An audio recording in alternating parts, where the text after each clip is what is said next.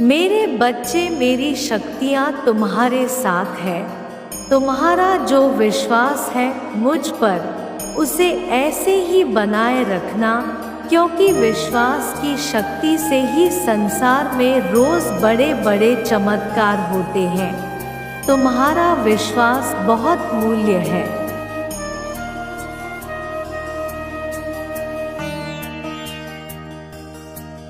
मेरे बच्चे, यदि तुम्हारे अंदर कोई कमी भी है तो उससे भागकर तुम अपना भला नहीं कर सकते हो।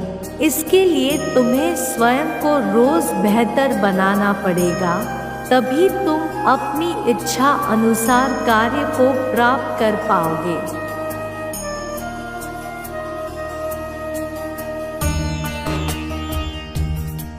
इस संसार में जो व्यक्ति केवल अपने लिए जीता है, उसका एक ही दिन में मरण हो जाता है। परंतु जो इंसान इस संसार को अपना परिवार, अपना घर बनाकर जीवन जीता है, तो उस व्यक्ति का मरण नहीं स्मरण होता है।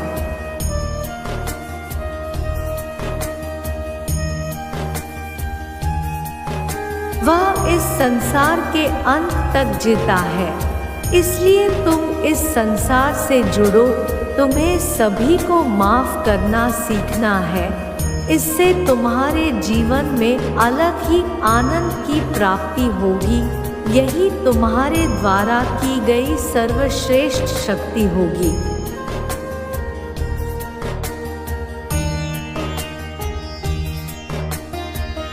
और यह भक्ति ही तुम्हें तुम्हारे और समीप में आएगी। यही तुम्हारी जीवन में सुख का संसार बनेगा। वह सुख जिसकी आवश्यकता तुम्हारी आत्मा को है।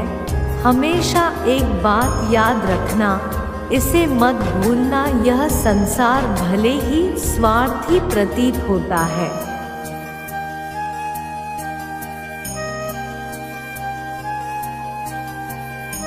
परंतु तुम्हें अपना मन मलिन नहीं करना है।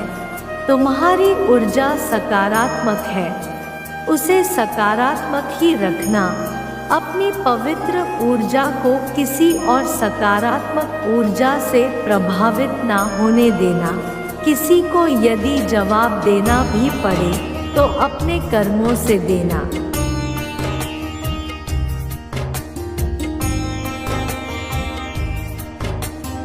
तुम्हें चुनौतियों से भयभीत नहीं होना है, क्योंकि तुम मेरे सबसे प्रिय बच्चे हो। तुम्हारी भक्ति निस्वार्थ और सच्ची है, क्योंकि भयभीत होने वाले व्यक्ति जीवन में आगे नहीं बढ़ पाते। तुम्हारा जन्म तो सफल होने के लिए हुआ है।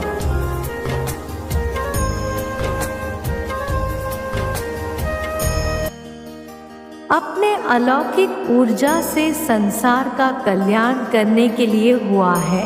उसके लिए तो तुम्हें स्वयं को तैयार करना पड़ेगा, स्वयं पर कार्य करना पड़ेगा। प्रतिदिन अपने ज्ञान को बढ़ाने के लिए कार्य करना पड़ेगा।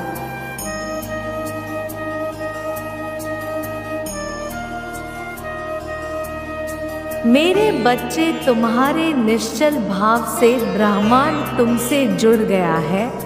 आज हम चाहते हैं कि तुम हमारी एक बात मानो जिसकी तुम्हें आवश्यकता पड़ेगी। कुछ लोग ऐसे हैं जो तुम्हें पसंद नहीं करते।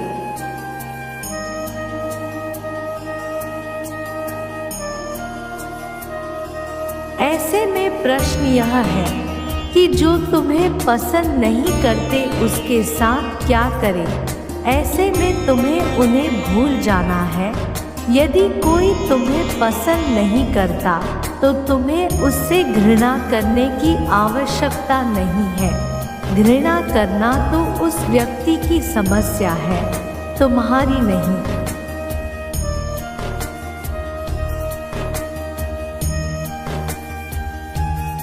यदि तुम इस स्थान पर नहीं होते तो भी वह व्यक्ति किसी न किसी से घृणा ही कर रहा होता। अगर पूरी पृथ्वी पर कोई नहीं होता और वह अकेला ही होता तो वह स्वयं से ही घृणा करता।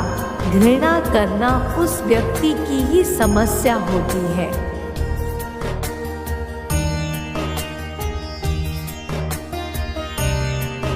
जो घृणा करता है, इसलिए तुम्हें कभी किसी से घृणा या नफरत नहीं करना है। यही एक सच्चे व्यक्ति की पहचान है। यही तो तुम्हें औरों से अलग और सुखी बनाती है। यही सोच तुम्हें संसार के सभी चीजों के समीप लेकर जाती है।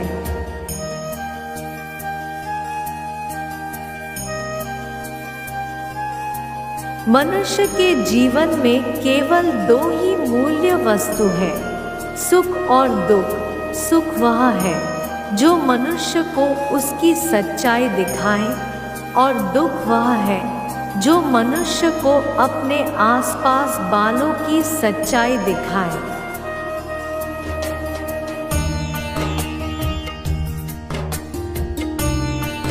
तुम्हारे जीवन के इन्हीं दो पक्षों के बारे में तुम्हें आज मैं यह कहानी सुनाने जा रही हूँ। एक बार की बात है, देवी पार्वती ने महादेव से कहा कि मैंने पृथ्वी लोक पर यह देखा है कि आप उन मनुष्य को ज्यादा दुख देते हो जो पहले से ही दुखी होते हैं।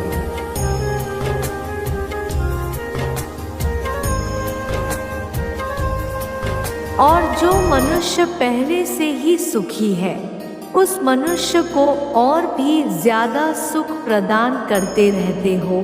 देवी पार्वती की यह बात सुनकर महादेव ने उन्हें उत्तर देने के लिए पृथ्वी लोक पर मनुष्य रूप में अवतरित होने को कहा।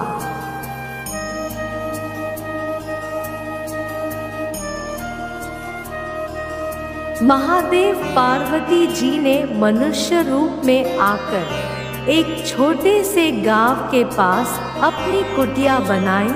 शाम होने पर महादेव जी ने पार्वती जी से कहा कि हमें दूसरे मनुष्य की तरह अपने रात के भोजन की तैयारी करनी होगी।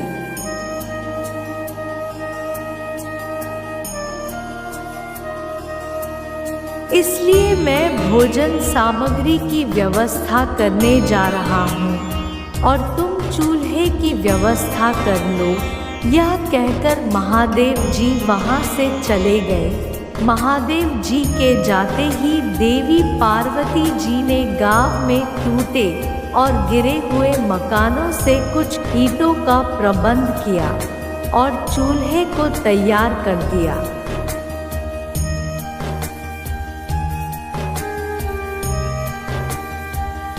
कुछ देर बाद जब महादेव जी वहाँ से वापस आए तो महादेव जी ने पार्वती जी से पूछा कि जो मकान पहले से ही टूटे हुए थे, तुमने उन्हीं मकानों से ईंट क्यों उठाई, जबकि तुम तो अच्छे और सुंदर दिख रहे मकान से भी तो ईंट ला सकती थी।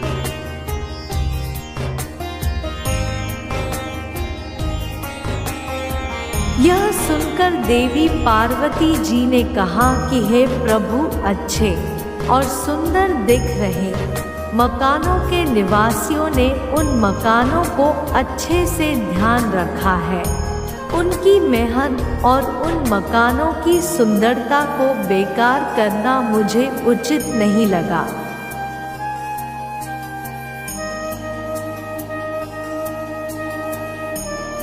देवी पार्वती जी की यह बात सुनकर महादेव जी ने यह बताया कि जो बात उन्होंने मकानों के बारे में कही है, वही उनके प्रश्न का उत्तर भी है। कहने का अर्थ यह है कि जो मनुष्य अपने जीवन का रखरखाव सत्कर्मों से करते हैं, उनके जीवन में सुख हमेशा बना रहता है।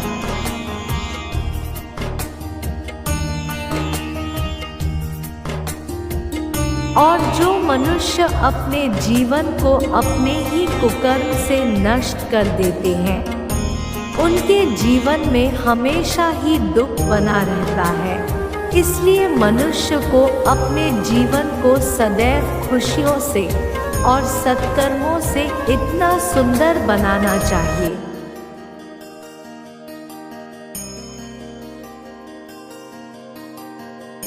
जिससे उसके जीवन में दुख प्रदान करना स्वयं ईश्वर को भी उचित ना लगे।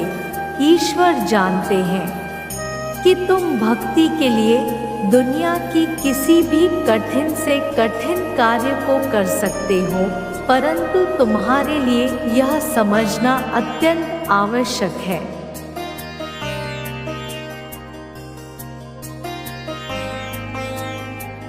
कि ईश्वर की भक्ति करना बिल्कुल भी कठिन कार्य नहीं है।